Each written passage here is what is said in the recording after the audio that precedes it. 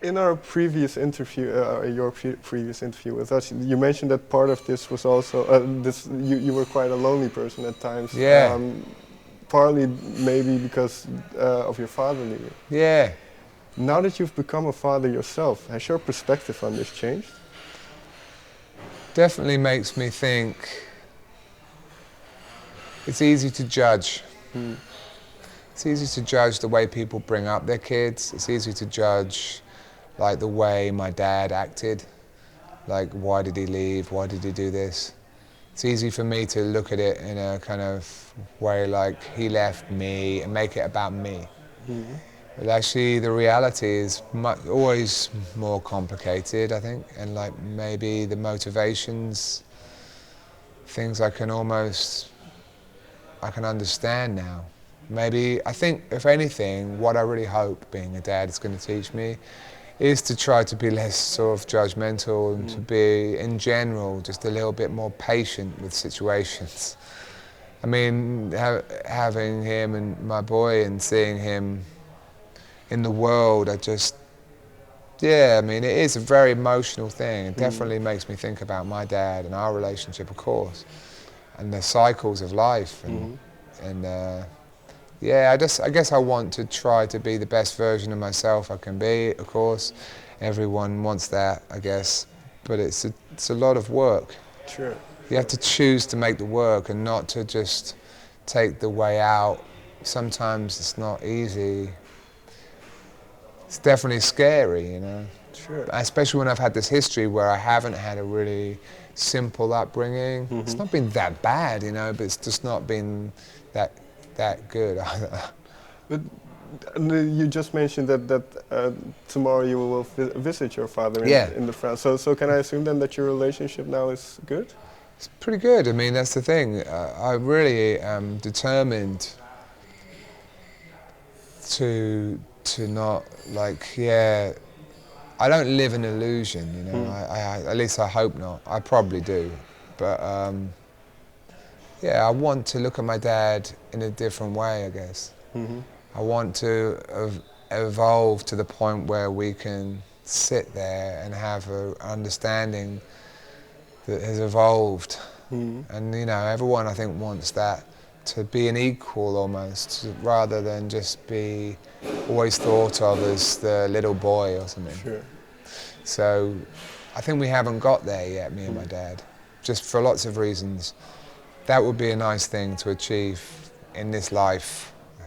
I'm not sure how far we'll get, but sure. I like the idea. Did you having a son, did that kind of reignite that relationship, or was that before? Yeah, it was definitely, he came over to Nashville to see him and stuff. And, you know, it was interesting. It was, you know, yeah. It's still a long way to go, hey. And it's constantly on the move. And then, well, part of this, what you mentioned, you try to be the best person you can be, and now you have a son, and so you kind of are building now a legacy which he will start to understand pretty soon, I suppose. It's true. So a song like Julian, what was the aim with that? Well, yeah, well, Lindsay wrote the lyrics again, and it was not really supposed to be a song. Okay. As far as I know, it was just something that she really wanted to write, because she's always writing anyway, because she's that kind of person, and you know, it's one of the things I love about her. She wants to try to think of life in a certain way. It's really a magical thing. So she'd written this thing, and I read it, and I loved it, and it, you know, really made me cry. And I was like, man, what a great thing! I could write a great ballad with this, you know.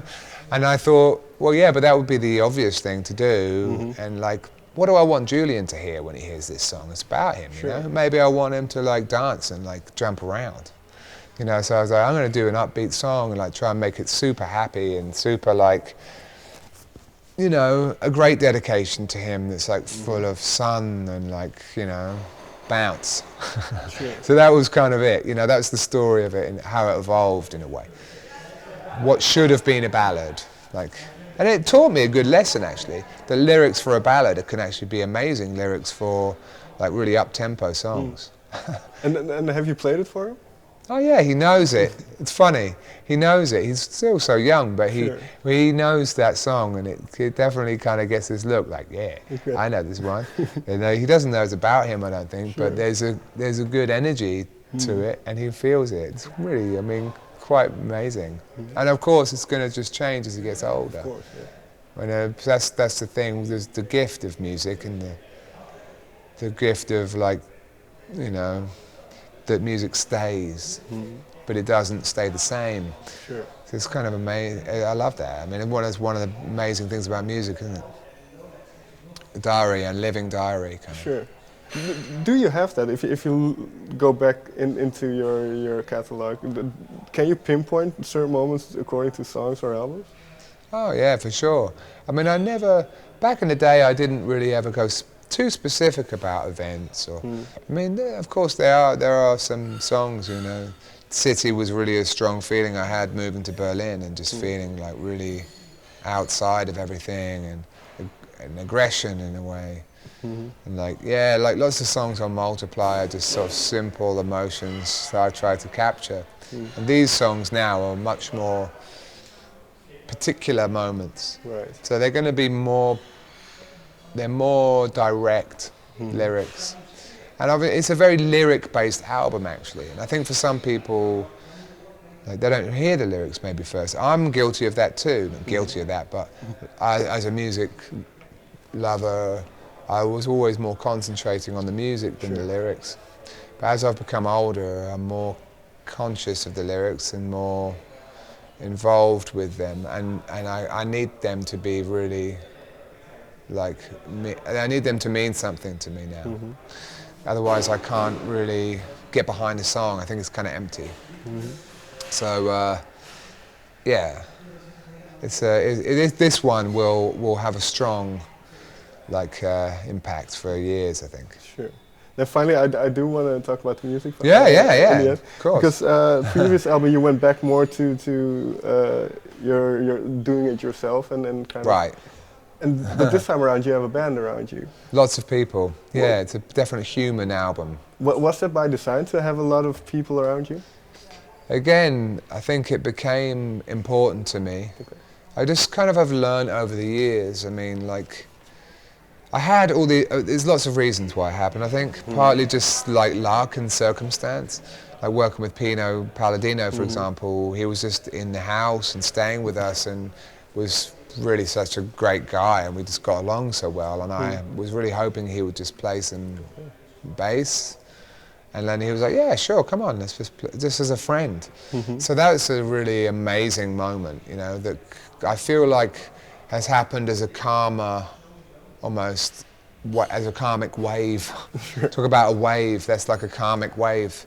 Having Pino just come over and be so friendly and just work with me on that level was a really important moment for me. I felt like I'd truly earned it or something, and that was, you know, a magical thing. And I love Pino as a human and as a musician. And then of course there's Darryl Jones, who played drums, and who's incredible, you know, and he's playing in the live band too, and it just sort of really kind of ties the record together sonically, and also in terms of just the rhythmic feel, sort of drives the whole record along. And I learned that kind of through Beck, actually, and through working at Ocean Way, and through working in good studios, recording drums, and knowing that if you have the rhythm section tracked in a certain way, like, and it's very solid, you can lean on it really, like, and you really need it. You need the drums and the rhythm section to be, like, solid. So with Pino and Daru and the rhythm section on a lot of songs, it's like, it really feels so good, you know. Sure. Even though they weren't in the same room playing together. So it's kind of like this really weird concept. It's like almost Stevie Wonder style, lots of overdubs, but not all Stevie. Right. You know, sometimes the overdubs are, you know, Pat Sansone, sometimes they're like Daru, sometimes they're like Pino, and sometimes, you know, like, so Mocky is there again, and Justin Stanley, and, you know, Sam Best and Jeff Lorber, and like lots of people came in. Shaka Khan's backing singers are involved. Right. Like amazing musicians, you know, they just add so much color and like life, and way more than I could have imagined in my lonely world of MIDI. That's what I was going to ask, because well, you talk very good about them and the relationship you had with them. But was it difficult for you to give them that trust, to let go of a little bit of that control? No, because I think I realized the power of their musicality quite quickly. Okay. You know, and it's sure you still have to make a lot of decisions, like working with Darrow in the studio, for example. There's a lot of choices that have to be made quickly, like because drums might change the arrangement and the sound of them, the energy of them. So you might need to say, we need to just not play the full beat for the whole of verse 1. Let's do something different. So you have to be quite aware of things, and there's a lot of decisions to be made. And that's the stressful part of making a record, and I think it's what separates really good producers from like amateur ones, is to be able to know in the moment when there's lots of people in the room and the time is really important and everyone's like working hard and there's money and like there's a lot of factors. It's being strong enough to make quite big decisions and quickly. That's just something that takes time, I think. So that was a big thing. It was actually a lot of decisions to be made, but of course the players were never the issue. They were always fantastic, and they add so much more than you can imagine. So I think a lot of it is also just not being open to new things that come around. Like, I hadn't thought of that. That's good. Let's use that. Let's ditch all of that idea I had before, and we'll go down this road. And that takes a little bit of like, faith. Fair enough. Yeah, but it's exciting when it happens. It's cool. Thank you very much for your time. Absolutely. Thank you. Yeah, brilliant. Yes.